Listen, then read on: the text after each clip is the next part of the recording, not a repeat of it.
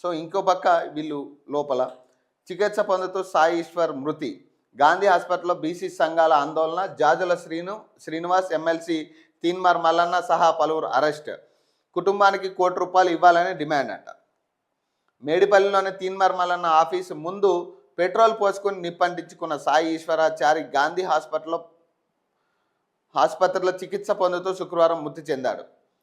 Postmortem నిర్వహించిన అనంతరం ఆయన కుటుంబ సభ్యులకు మృతదేహాన్ని అప్పగించారు. సంగారెడ్డి జిల్లా పోచారం గ్రామానికి చెందిన సాయి ఈశ్వర్ బతుకు తెరువు కోసం నగరానికి వచ్చి జగద్గిరిగుట్టలో నివాసం ఉంటూ క్యాబ్ డ్రైవర్గా పనిచేస్తున్నాడు. మృతునికి భార్య, 3 పిల్లలు ఉన్నారు. సాయి ఈశ్వరాచారి మృతి చెందిన వార్త తెలుసుకుని BC JAC chairman Jajula Srinivas Goud, MLC Teenmar Mallanna, BC కుల సంఘాల జేఏసీ చైర్మన్ కుందారం గణేశాచారిలతో పాటు వందలాది మంది నాయకులు గాంధీ హాస్పిటల్కి చేరుకుని ఆందోళనకు దిగారు. ఈశ్వర్ మృతికి కాంగ్రెస్, బీజేపీ ప్రభుత్వాలే కారణం అంటూ నినాదించారు. ఆందోళనకారులను పోలీసులు అరెస్ట్ చేసి పోలీస్ స్టేషన్కు తరలించారు. ఈ సందర్భంగా జాజుల శ్రీనివాస్ గౌడ్, ఎమ్మెల్సీ తీన్మార్ మల్లన్న మాట్లాడుతూ